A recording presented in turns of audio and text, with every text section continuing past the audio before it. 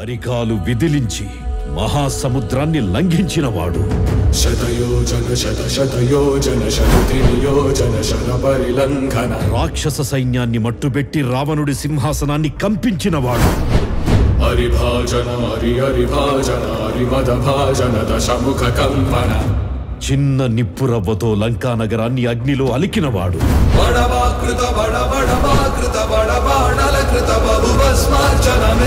త్రేతాయుగంలో రాముడి నీడయ్యాడు.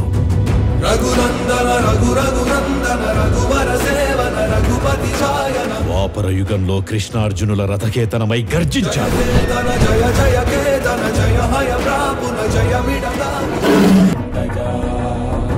జనించినాడు సమాన బలోద్ధతుడు సంయుతుడు అంజనాసుతుడు పవననందనుడు.